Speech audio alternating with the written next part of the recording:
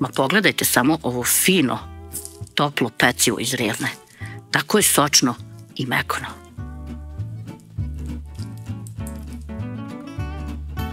Krećemo sa aktivacijom kvasca. U posudu stavljam 30 grama svežeg ili 8 do 10 grama suvog kvasca, 1 kašiku šećera i 1 kašiku brašna. Sve to zalijem sa 200 ml toplog mleka, dobro promešam i ostavim 10 minuta da odstoji kako bi se kvasac aktivirao. Kada se kvasac aktivira, u posudu za mešanje stavim 800 grama mekog brašna, pa dodam 1 kašiku soli i sad sve to promešam. Tu sipam zatim 300 ml mlake do tople vode, 50 ml ulja i aktivirani kvasac.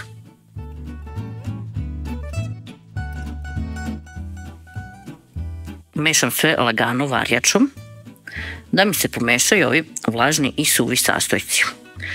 Kome je lakše da radi rukom, može sve to odmah da radi, ili ko ima mesilicu, da sve sastojke spoji u njoj. Sad kad se skoro sve povezalo, skinemo sa varjače višak i nastavimo da mesimo rukom. Sve ovako od dole prebacujte prema gore. Masa je i dalje lepljiva, ali takva i treba da bude. Prelivam sad sve sa 20 ml ulja. Odlepim koliko mogu sa ruku. Okrenem i nastavljam da mesim. Sad će sve ovo lepo da se uveže.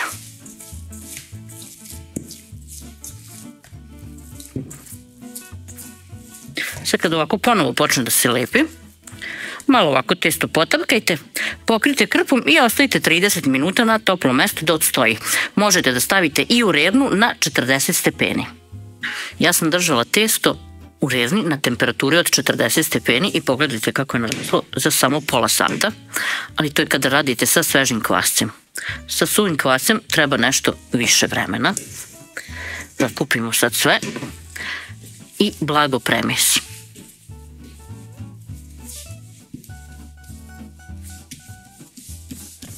Oblikujem krug i testo delim na 6 delova. Svaki ovaj deo oblikujemo lopticu.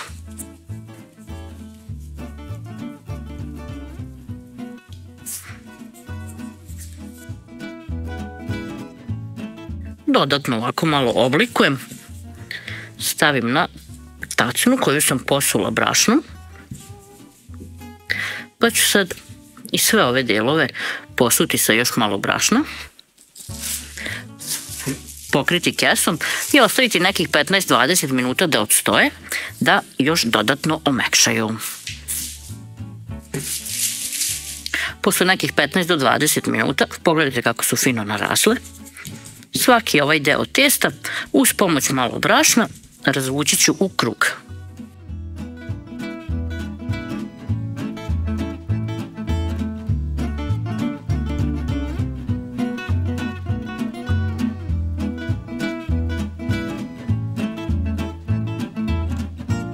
Otprilike ovako, 15 do 20 cm u prečniku.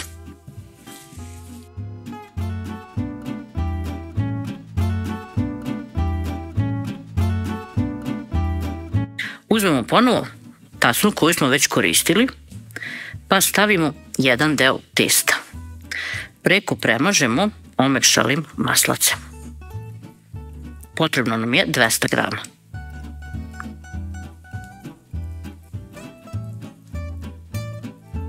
I kako se uvek uhvatim za ovo što otpada. Preko stavljam drugi deo testa, malo ga rukom raširim da bi mi bio od ivice do ivice. Pa opet bogato premažem maslacem. Stavim treći deo i tako do kraja.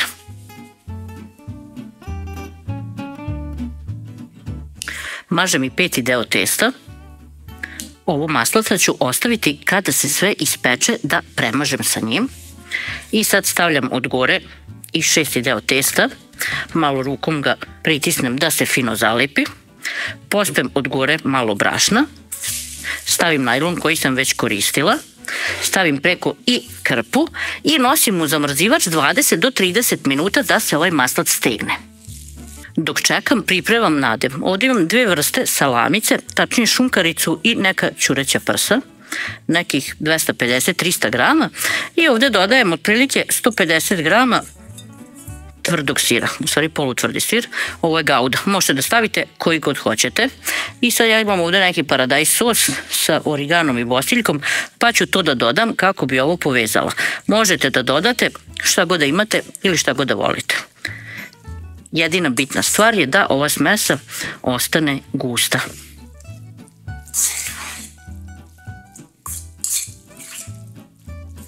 Izvadila sam testo iz zamrzivača, posuću ga sa malo brašna, pa ću ga okrenuti.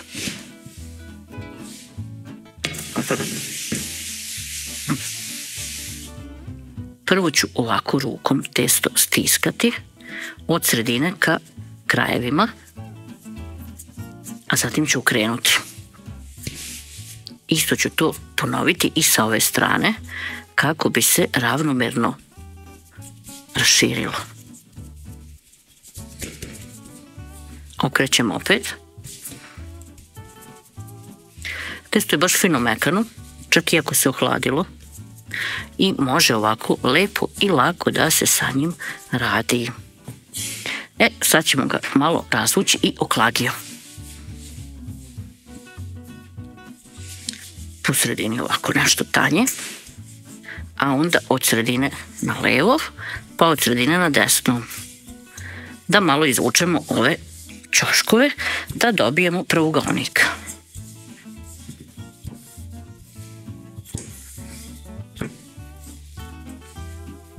Posipam od gore sa malo brašna, pa testo okrećem. Opet od gore malo brašna i opet razvlačim levo-desno.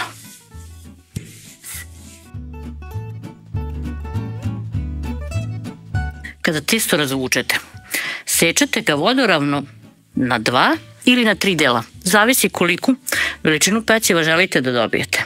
Ja ću to sve uraditi u jednoj turi, tako da ću preseći na 2 dela vodoravno i ovako uspravno na svaki deo još na 6 delova. Ovaj deo ću da okrenem ovako i ovaj deo, zbog lakšeg motanja. I sad stavit ću ovaj deo ovako, malo ću ga rukom još raširiti, pa ću na sredinu staviti nadev. Prebacit ću, pa ću zatvoriti sa strane koliko je to moguće, a onda ću sve uviti u rolnicu. Sad ću to isto ponoviti i sa preostalim delovima testa.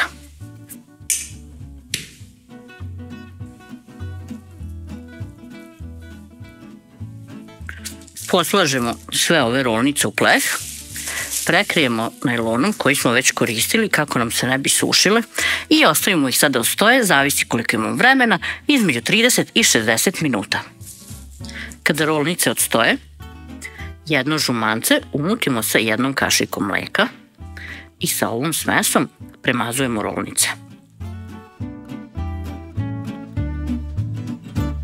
Pošto premažemo žumancetom, možemo posuti i nekim semenkama po želji. Ovaj deo može i ne mora. Za kraj volim da pospem sa malo krupne morske soli i kada ovo uradim, uključim renu da se zagreje na 200 stepeni i kada se zagreje, nosim rolnice da se peku. Rolnice su se ispekle. Vreme pečenja je 25 do 30 minuta. Podesite vreme pečenja sprem svoje rene. I sad, kada se ispeku, premažite ih sa onim preostalim maslacem. Ovo je još uvek vrelo, ali moram brzo da vam pokažem jer moji cupkaju kod vrata i već su pitali da li je gotovo, a ja žurim na roditeljski, tako da šta vam sad pokažem, to vam je. Ali pogledajte koliko je fino mekano. Predivno za večeru. Aj, ćao, ljubim vas.